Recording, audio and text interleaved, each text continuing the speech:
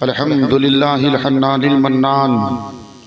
الذي خلق الإنسان وعلمه البيان والصلاة والسلام على رسوله محمد سيد الإنس والجان وعلى آله وأصحابه ذوي الكرم والإحسان أما بعد فأعوذ بالله من الشيطان الرجيم بسم الله الرحمن الرحيم ربنا اغفر لنا ولإخواننا الذين سبقونا بالإيمان وقال النبي صلى الله عليه وسلم الموت تحفة المؤمن أو كما قال النبي صلى الله عليه وسلم آمنت بالله صدق الله مولانا العظيم وبلغنا رسوله النبي الكريم الأمين المتين المعين المبين ونحن على ذلك لمن الشاہدین والشاکرین والذاکرین والآمنین والمؤمنین والحمد للہ رب العالمین۔ بادہ توحید کے متوالو، شمع رسالت کے پروانوں، اولیاء امت کے جانثاروں، غوث و خواجہ کے دیوانوں، بزرگان دین کو چاہنے جاننے ماننے والوں، خطبہ مسنونہ کے بعد میں نے ابھی آپ حضرات کے سامنے کلام پاک کی ایک انتہائی مشروع معروف اور مبارک و مسعود آیت کریمہ کی تلاوت کر کے اپنے آپ کو آپ حضرات کو مشرف کیا۔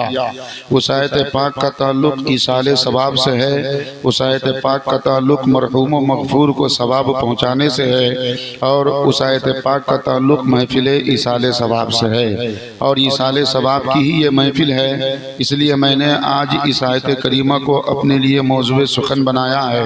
انشاءاللہ قرآن و حدیث کی روشنی میں تھوڑی دیر آپ حضرات کے سامنے ایصال ثواب کے تعلق سے کچھ قیمتی باتیں رکھنے کی کوشش کروں گا۔ مجھے امید ہے کہ آپ حضرات میرا ساتھ دیں گے، عقیدت و محبت سے، چاہت و الفت سے، ادب و احترام سے، تعظیم و توقیر سے، عشق و پیار سے میری گفتگو کو سنیں گے اور مصطفیٰ جان رحمت صلی اللہ علیہ وسلم کی سچی غلامی کا ثبوت پیش کریں گے۔ آیت مطلوبہ پہ روشنی ڈالنے سے قبل آئیے سبھی حضرات انتہائی عقیدت اور کمال احترام کے ساتھ اپنے اور ساری کائنات کے مرکز عقیدت، آقا نعمت، دریائے رحمت، غم گسار امت، کونین کی زینت، دونوں عالم کے مالک و مختار، شفیع روز شمار، محبوب رب غفار، بے قراروں کے قرار، نائب پروردگار، سید ابرار و اخیار، ریگزار عرب کے ناقہ سوار، حبیب کردگار، شہنشاہ ذی وقار، آمنہ کے لال، جناب محمد الرسول اللہ صلی اللہ علیہ وسلم کی بارگاہ میں درود پاک کا مقدس نذرانہ پیش کریں اور پورا مجمع ذرا جھوم کر پڑھیں۔ اللہم صلی علی سیدنا شفیعنا مولانا محمد معدن الجود والکرم منبع العلم والحلم والحکم وعلی آلہ وبارک وسلم۔ صلو علیہ صلاۃ و سلام علیک یا رسول اللہ، صلاۃ و سلام علیک یا حبیب اللہ، یا نبی اللہ صلی اللہ علیہ وآلہ وسلم۔ حضرات محترم، جواب حضرات کو بارگاہ رسالت امام صلی اللہ تعالیٰ علیہ وسلم میں درود پاک پیش کرنے کو کہا گیا تو بڑا جی لگا کر آپ نے درود پاک کا نذرانہ بارگاہ رسالت امام میں پیش کر دیا ہے۔ یہ دوسری بات ہے کہ کسی نے زور سے پڑھا ہے، کسی نے دھیرے سے پڑھا ہے، اور کسی نے حضرت من کام چلا لیا ہے۔ پیارے نبی صلی اللہ علیہ وسلم کے پیارے دیوانوں، ارے درود پاک تو مصطفیٰ کی محبت کی پہچان ہے۔ ویسے بھی یہ زمانہ اتنا پرفتن دور چل رہا ہے، خطرناک دور چل رہا ہے۔ لوگ منے درود پڑھ لیتے ہیں، منے سبحان اللہ کہہ لیتے ہیں، منے الحمدللہ کہہ لیتے ہیں۔ ویسے بھی اس مہینے میں بہت سارے، اس دور میں بہت سارے مسلمان ایسے ہیں جو منے نماز بھی پڑھ لیا کرتے ہیں، اور جب رمضان المقدس کا مبارک مہینہ آتا ہے تو ایسا مسلمان منے روزہ بھی رکھ لیا کرتا ہے۔ اے پیارے نبی صلی اللہ علیہ وسلم کے پیارے دیوانوں، درود اس باوقار وظیفے کا نام ہے، درود اس مقدس وظیفے کا نام ہے، درود اس بابرکت وظیفے کا نام ہے جس کو آپ کسی کو سنانے کے لیے پڑھیں گے تب بھی آپ کو ثواب ملے گا، اور ثواب کمانے کے لیے پڑھیں گے تب بھی آپ کو ثواب ملے گا۔ درود انسان کی مصیبت کو دور کرتا ہے، درود انسان کی پریشانی کا خاتمہ کرتا ہے، درود انسان کی ساری بلاؤں کو رد کر دیتا ہے، درود انسان کو کامیاب و کامراب بناتا ہے، درود انسان کے دل کو سرور دیتا ہے، درود انسان کے چہرے چہرے پہ نور پیدا کرتا ہے، درود انسان کی روزی میں برکتیں پیدا کرتا ہے، درود انسان کی کمائی میں برکتیں پیدا کرتا ہے، درود انسان کے درمیان اتفاق و اتحاد قائم کرتا ہے۔ اس لیے بہت پہلے کسی نے کہا تھا، اے شہنشاہ مدینہ الصلاۃ والسلام، زینت عرش معلی الصلاۃ والسلام، مومنوں پڑھتے رہو تم اپنے آقا پر درود، ہے فرشتوں کا وظیفہ الصلاۃ والسلام۔ بت شکن مکے میں آئے منہ کے بل بتگر پڑے، جھوم کر کہتا تکابا الصلاۃ والسلام، اور میں وہ سنی ہوں جمیل قادری مرنے کے بعد میرا لاشا بھی پڑے گا الصلاۃ والسلام۔ مصطفیٰ جان رحمت صلی اللہ علیہ وسلم کے پیارے دیوانوں، آپ سبھی حضرات جانتے ہیں، اس بات کو مانتے ہیں، آج کی اس رات میں، نور کی برسات میں، عقیدت کے لمحات میں، محبت کے جذبات میں، محفل شہنشاہ کائنات میں، سرزمین گمریا پر بیٹھ کر جتنے لوگ اللہ اور اس کے رسول کا ذکر جمیل سن رہے ہیں، وہ سبھی حضرات جانتے ہیں کہ یہ ایصال ثواب کی محفل ہے۔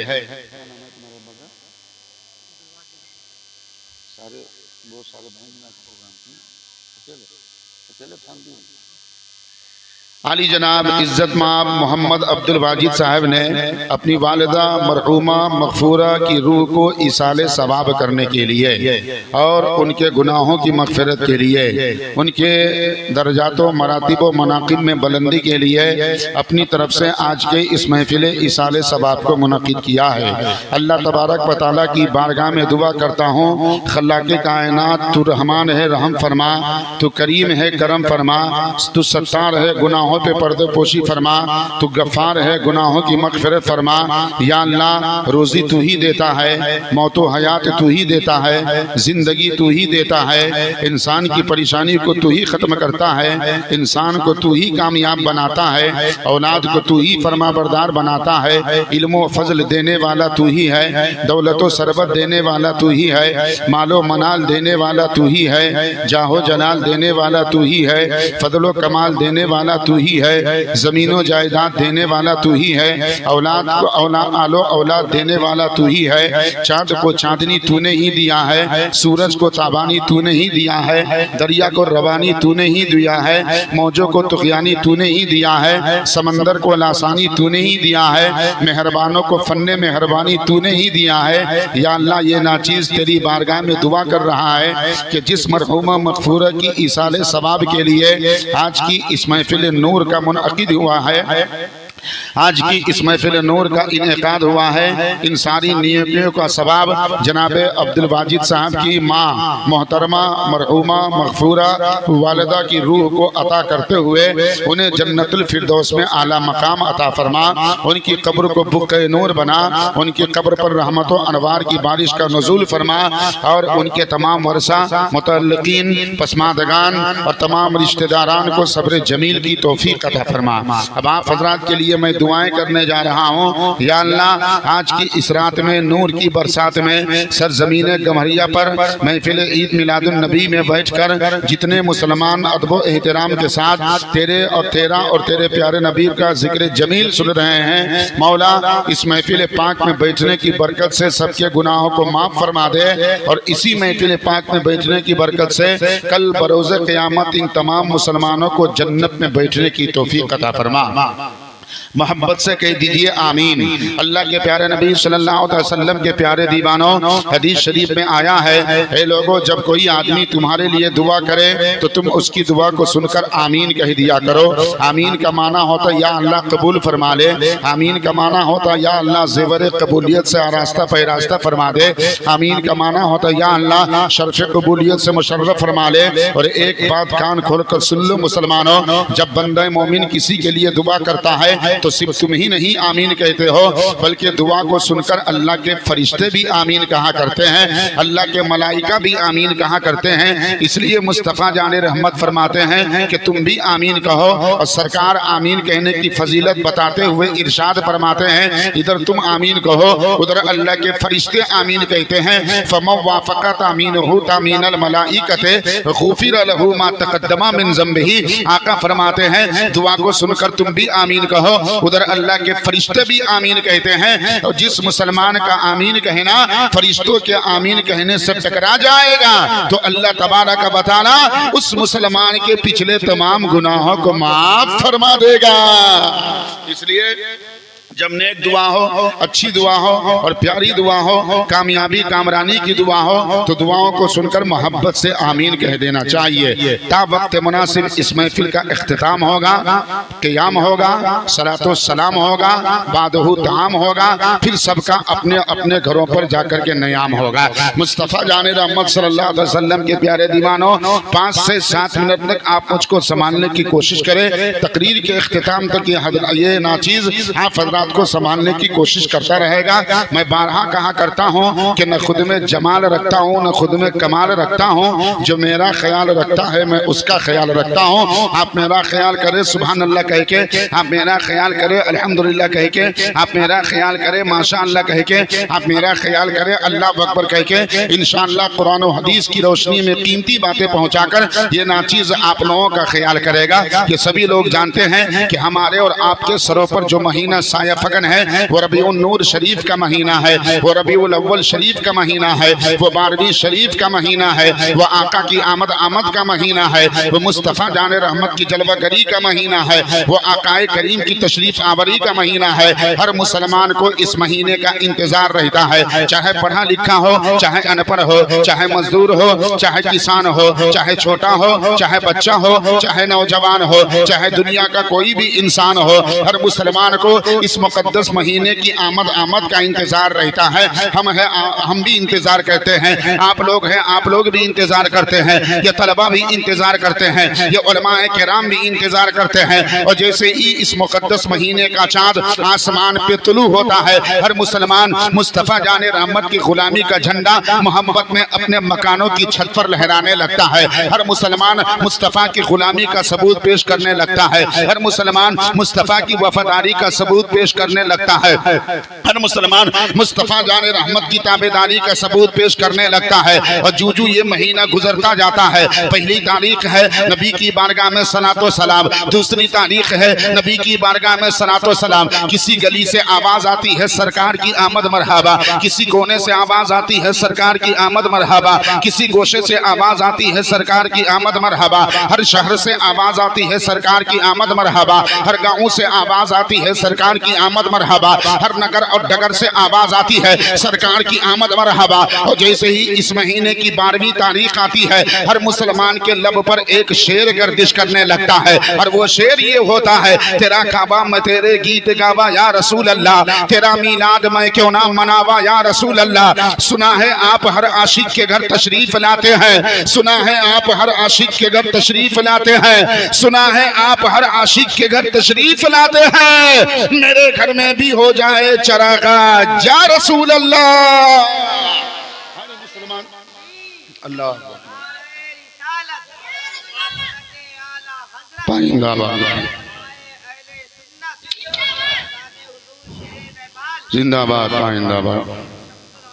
پائندہ باد۔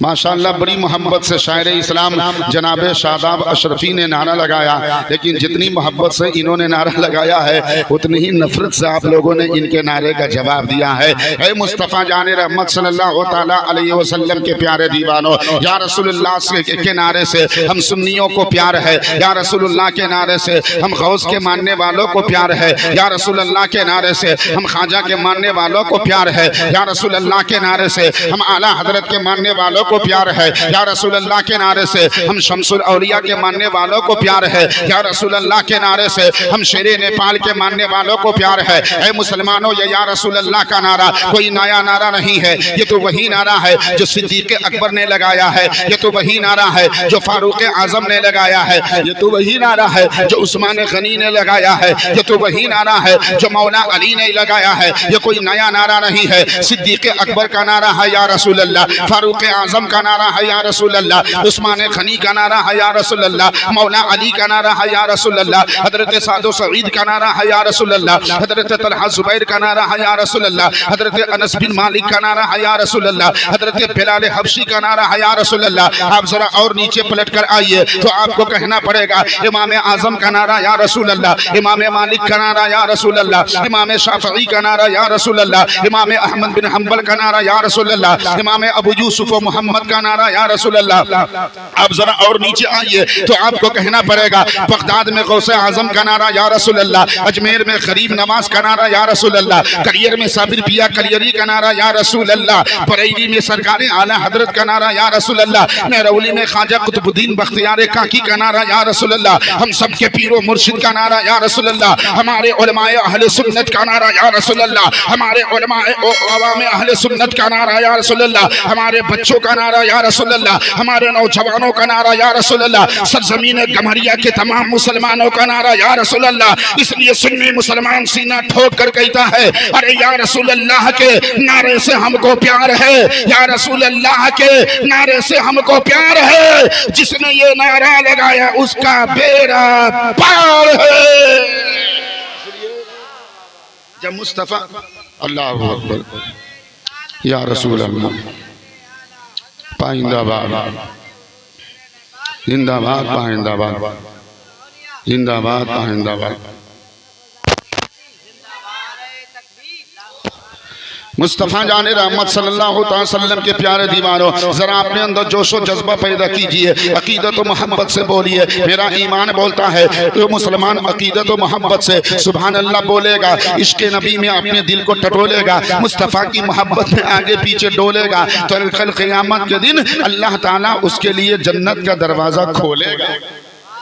تو آپ ذرا عقیدت و محبت سے بیٹھیے، جم کر بیٹھیے، دل جمعی سے میری بات سننے کی کوشش کیجئے۔ منبر نور پہ جلوہوار مقدس علماء کرام، آپ کی بستی کے خطیب و امام، عالم نبیل فاضل جلیل حضرت مولانا منظور عالم صاحب قبلہ، وہ بھی تشریف فرما ہے۔ بہترین خطاب، شاندار خطاب، محب گرامی وقار عالم ذی اقتدار حضرت مولانا سلیمان برکاتی صاحب قبلہ سے، جو میرے پیر بھائی بھی ہے، آپ نے سماعت کیا ہے ماشاءاللہ، ان سے بھی شاندار خطاب سماعت کیا ہے، اور مجھ سے پیشتر ایک خوبصورت شاعری، ایک بہترین شاعری، ایک دل کو چھو جانے والی شاعری، ایک چھوٹی شاعری، شاعر اسلام مداح خیر الانام اندلیب گلشن رسالت توتی چمنستان رسالت حضرت مولانا رضا اللہ فیضی صاحب سے آپ نے سماعت کی ہے۔ بڑی اچھی آواز ہے، شاندار انداز ہے، خوبصورت لب و لہجہ ہے، گویا کہ یوں کہ لیا جائے کہ ان کی آواز میں کوئل کی کک بھی ہے، کلیوں کی چٹک بھی ہے، پھولوں کی مہک بھی ہے، چاند کی چمک بھی ہے، سورج کی دمک بھی ہے، آبشاروں کا ترنم بھی ہے، بنارس کی صبح بھی ہے،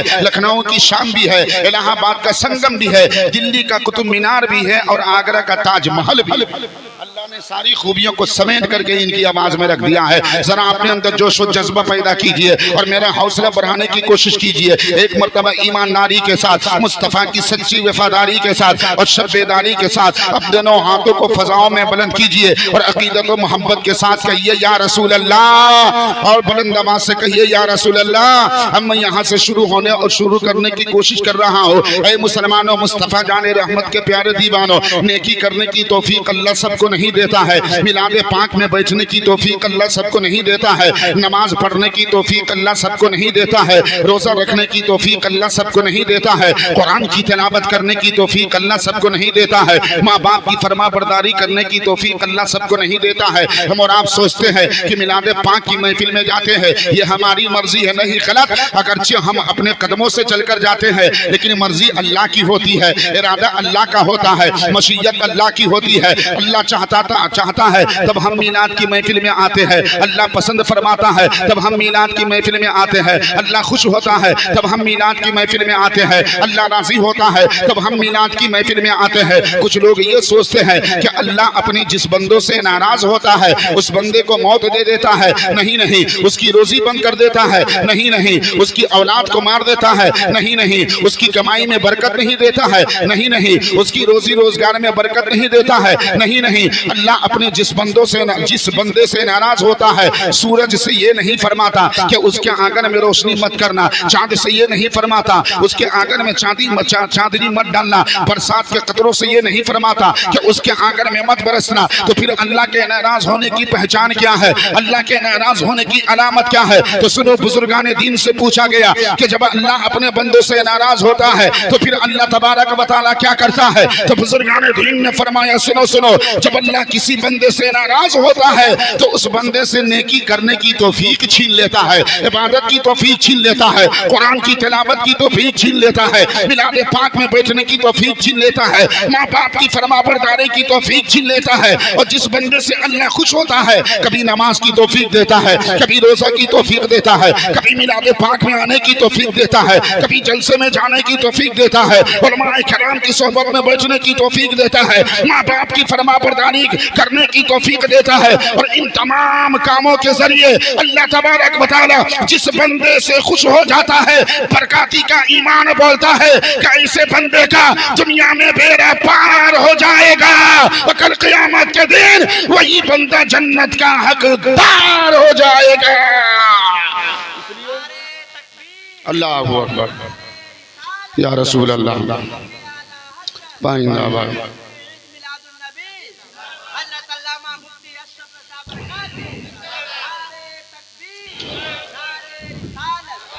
یا رسول اللہ۔ عقیدت و محمد سے آپ بیدار ہیں، سب غلام سید ابرار ہیں، تقریر سننے کے لیے بھرپور تیار ہے، تو ایک مرتبہ مچل کر سبحان اللہ کہنے میں کس بات کا انتظار ہے؟ ماشاءاللہ ماشاءاللہ الحمدللہ۔ میں شروع ہو رہا ہوں۔ حضرات محترم جناب عبدالواجد صاحب قبلہ نے اپنی والدہ محترمہ مرحومہ مغفورہ کی روح کو ایصال ثواب کرنے کے لیے آج کی اس محفل پاک کا انعقاد کیا۔ ماشاءاللہ، والدہ تو والدہ ہوتی ہے،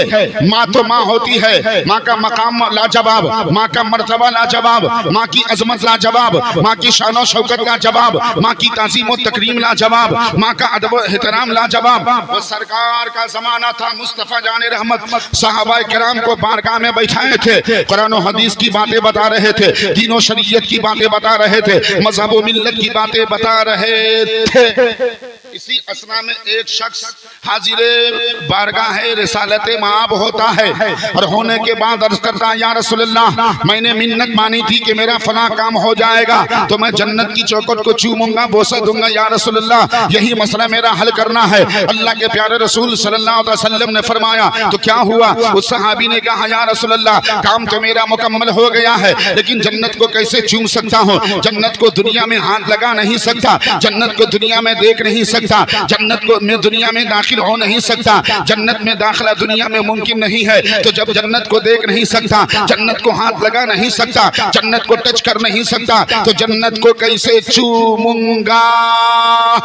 نبی سے مسئلہ پوچھا، آقا کریم صلی اللہ علیہ وسلم نے ارشاد فرمایا ایک کام کرو، اپنے گھر پہ چلے جاؤ، محبت سے اپنی ماں کے قدم کو چوم لو، اللہ تمہیں جنت کی چوکھٹ چومنے کا ثواب عطا فرمائے گا۔ کہیے نا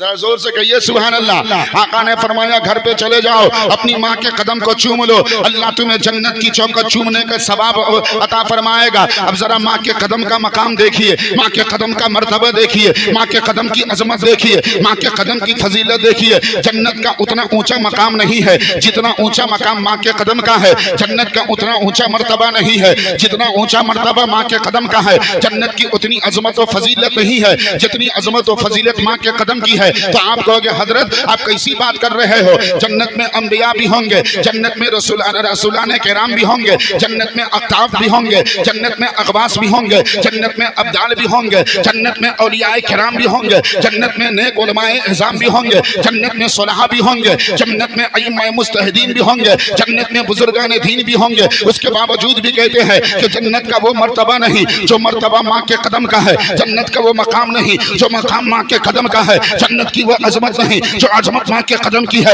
اور جنت کی وہ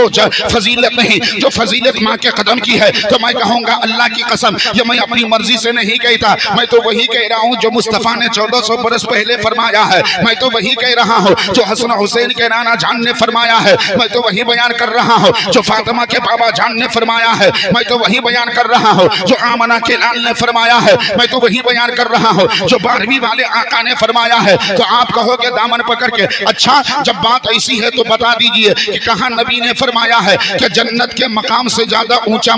مقام ماں کے قدم کا ہے، جنت کے مرتبہ سے زیادہ اونچا مرتبہ ماں کے قدم کا ہے، جنت کے درجہ سے زیادہ اونچا درجہ ماں کے قدم کا ہے۔ تو میں کہوں گا سنو سنو، مصطفیٰ جان رحمت نے فرمایا ہے ان الجنت تحت اقدام الامہات۔ اے دنیا کے تمام لوگوں، عالم ہو وہ بھی سن لو، جاہل ہو وہ بھی سن لو، مفتی ہو وہ بھی سن لو، محدث ہو وہ بھی سن لو، محقق ہو وہ بھی سن لو، غوث ہو وہ بھی سن لو، قطب ہو وہ بھی سن لو، ابدال ہو وہ بھی سن لو، ولی ہو وہ بھی سن لو، بزرگان دین ہو وہ بھی سن لو، ائمہ مجتہدین ہو وہ بھی سن لو۔ نبی کریم نے فرمایا سنو، دنیا کے تمام لوگوں کے لیے جنت ان کے ماں کے قدم کے نیچے ہے۔ پتہ کیا چلا؟ نبی نے جنت کو ماں کے قدم نیچے بتا کر پوری دنیا والوں کو پیغام دے دیا کہ ماں کے قدم کا مرتبہ اونچا ہے اور جنت کا مرتبہ ماں کے قدم سے نیچا۔ جنت کا مرتبہ ماں کے قدم سے نیچا ہے۔ تو میرے سرکار نے فرمایا کہ جنت کا مرتبہ ماں کے قدم کے مرتبہ سے کم اور نیچا ہے، یہ میرے مصطفیٰ نے آج سے 1400 برس پہلے۔ تو آپ کہو گے اچھا حضرات تو کیا خالی ماہی کا یہ مقام ہے، ماہی کا یہ مرتبہ ہے؟ میں کہوں گا نہیں نہیں، نبی نے ایک اور جگہ پر ارشاد فرمایا ماں کے قدم کو چومو، ماں کے قدم کو چومو، ماں کے قدم سے برکت حاصل کرو، ماں کا ادب کرو، ماں کی تعظیم کرو، ماں سے پیار کرو، ماں سے محبت کرو۔ کیوں؟ اس لیے کہ جنت ماں کے قدم کے نیچے ہے۔ تو باپ کو بھی کم مت سمجھو، باپ کا بھی ادب کیا کرو، باپ کی بھی عظمت کا خیال کرو، باپ کے بھی دست مبارک کو چوم لیا کرو، محبت سے کبھی باپ کی پیشانی کو چوم لیا کرو، کیونکہ نبی نے دونوں کے بارے میں ایک مقام پر ارشاد فرمایا اگر ماں کے قدم کے نیچے جنت ہے تو باپ تیرے لیے جنت کا دروازہ ہے۔ تو ماں کے قدم کو چومو، جنت میں جاؤ گے، اور باپ کا قدم چومو گے تو تمہارے لیے جنت کا دروازہ کھول۔ ایک بات یہ بھی سن لیجئے،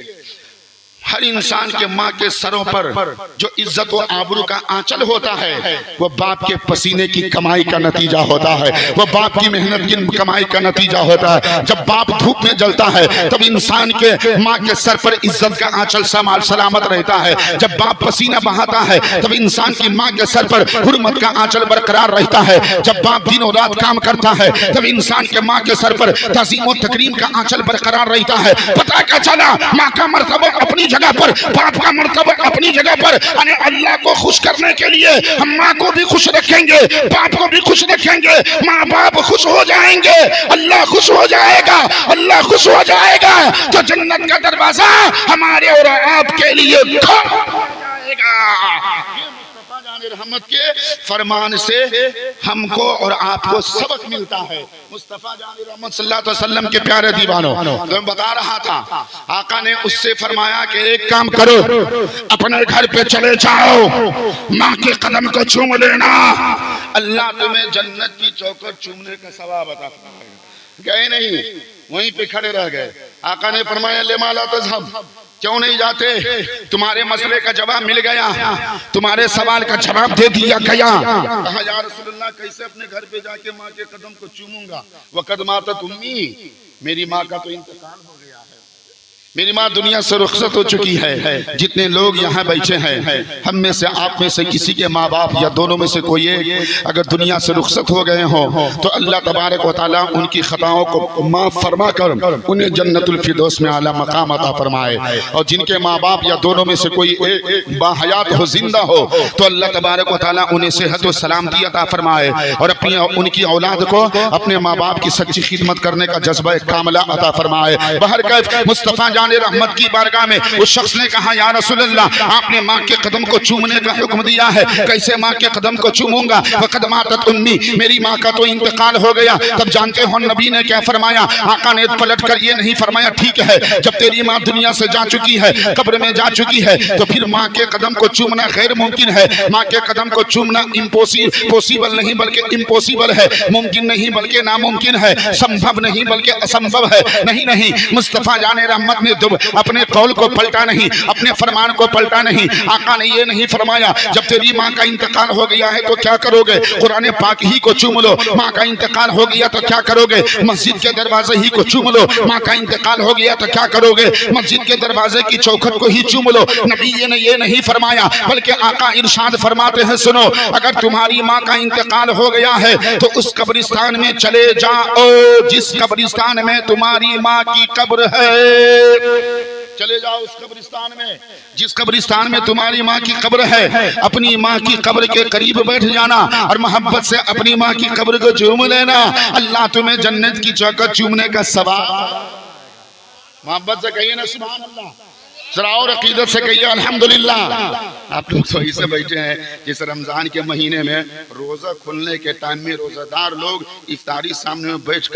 بیٹھے رہتے ہیں اور ٹکر ٹکر افطاری پہ بیٹھتے رہتے ہیں، مؤذن کے اذان کا انتظار کرتے ہیں۔ جیسے ہی مؤذن صاحب اللہ اکبر، ابھی دوسری مرتبہ اللہ اکبر کہنے بھی نہیں پائیں گے کہ بسم اللہ الرحمن الرحیم ہو جائے۔ مصطفیٰ جان رحمت کے پیارے دیوانوں، دنیا میں بہت ساری راتیں آتی ہیں سونے اور سنانے کے لیے، لیکن کبھی کبھی کوئی رات آتی اپنے نام سے جنت میں گھر بنانے کے لیے۔ ابھی تک آپ حضرت بیدار ہے، ہو سکتا ہے کہ آنے والے کل کی رات میں آپ لوگوں میں سے سبھی لوگ سو گئے ہو یا کچھ لوگ سو گئے ہو، کچھ لوگ جاگ رہے ہو، لیکن ایک بات کان کھول کر سن لیجئے مسلمانوں، کل کا آپ کا سونا آپ کے نصیب کے لیے ہوگا، لیکن آج کا آپ کا جاگنا اللہ کے حبیب، کل کا آپ کا سونا آپ کے آرام کے لیے ہوگا، لیکن آج کا آپ کا جاگنا محفل خیر الانام کے لیے ہوگا۔ کل کا آپ کا سونا آپ کے سکون و چین کے لیے ہوگا، لیکن آج کا آپ کا جاگنا محبت حسن و حسین کے لیے ہوگا۔ کل کا آپ کا سونا آپ کے اطمینان کے لیے ہوگا، لیکن آج کا آپ کا جاگنا نبیوں کے سلطان۔ اور ایک بات کان کھول کر سنیے، بہت پہلے کسی شاعر نے کہا تھا ساری دنیا کو نیند آ گئی ان کا دیوانہ بیدار ہے۔ کن کا دیوانہ؟ آمنہ کے لال کا دیوانہ۔ کن کا دیوانہ؟ حسن و حسین کے نانا جان کا دیوانہ۔ کن کا دیوانہ؟ فاطمہ کے بابا جان کا دیوانہ۔ کن کا دیوانہ؟ عبداللہ کے لخت جگر کا دیوانہ۔ کن کا دیوانہ؟ دائی حلیمہ کے قلب کے پارے کا دیوانہ۔ کن کا دیوانہ؟ عبد المطلب کی آنکھوں کے تارے کا دیوانہ۔ کن کا دیوانہ؟ ہم امتیوں کے سہارے کا دیوانہ۔ شاعر نے بہت پہلے کہا تھا ان کے ساری دنیا کو نیند آ گئی ان کا دیوانہ بیدار ہے۔ ساری دنیا کو نیند آ گئی ان کا دیوانہ بیدار ہے۔ آپ خود فیصلہ کیجئے کون جنت کا حقدار ہے۔ ظاہر سی بات ہے جو مصطفیٰ کا وفادار ہوگا اسی پہ فضل پروردگار ہوگا، اور جس پہ فضل پروردگار ہوگا بحر غم سے اسی کا بیڑا پار ہوگا، اور جس کا بحر غم سے بیڑا پار ہوگا اسی کے دل کو قرار ہوگا، اور جس کے دل کو قرار ہوگا کل قیامت کے دن وہی آدمی تو جنت کا حقدار ہوگا، اور جو اس بات کو نہ مانے اپنے وقت کا سب سے بڑا غدار۔ مصطفیٰ جان رحمت کے پیارے سرکار نے دوسرا آپشن دیا کہ چلے جاؤ قبرستان میں اپنی ماں کی قبر کے قریب بیٹھ جانا، محبت سے اپنی ماں کی قبر کو چوم لینا، اللہ تمہیں جنت کی چوکھٹ چومنے کا ثواب دے گا۔ ابھی بھی نہیں گئے، آقا نے فرمایا لما لا تذهب، اب کیوں نہیں جاتے؟ کہا یا رسول اللہ جس قبرستان میں ہماری ماں مدفون ہے، ہماری ماں کی قبر ہے، ہماری ماں کی قبر ہمارے ذہن و دماغ و تصور و خیال میں بھی نہیں ہے کہ قبرستان میں ہماری ماں کی قبر کہاں ہے۔ گویا کہ وہ کہنا چاہتے تھے بہت پہلے ہماری ماں کا انتقال ہوا، بہت عرصہ پہلے سالوں گزر گئے، برسوں گزر گئے کہ ہماری ماں کا انتقال ہو گیا ہے، تو ظاہر سی بات ہے برس گزر جانے کے بعد، سالوں گزر جانے کے بعد میری ماں کی قبر میرے ذہن و دماغ میں کہاں سے آ پائے گی؟ یا رسول اللہ قبرستان میں میری ماں کی قبر کہاں ہے؟ وہ بھی میرے ذہن و دماغ میں نہیں ہے۔ تب مصطفیٰ جان رحمت نے کیا فرمایا جانتے ہو؟ وہ نبی کی بارگاہ میں سوال کرنے والا سوال کر رہا تھا، اس نبی کی بارگاہ میں جس نبی کی بارگاہ سے کوئی مانگنے والا لوٹا ہی نہیں ہے۔ ذرے کو آفتاب بنانا یہ مصطفیٰ کا کام ہے، قطرہ کو دریا بنانا یہ مصطفیٰ کا کام ہے، کالے کو رشک قمر بنانا یہ مصطفیٰ کا کام ہے، غلام کو آقا بنانا یہ مصطفیٰ کا کام ہے، مقتدی کو امام بنانا یہ مصطفیٰ کا کام ہے۔ یہ مصطفیٰ جان رحمت کا ہی کرم ہے کہ جس نے ابو بکر کو صدیق کا صداقت کا تاجدار بنا دیا، عمر کو عدالت کا شاہ سوار بنا دیا، اور عثمان کو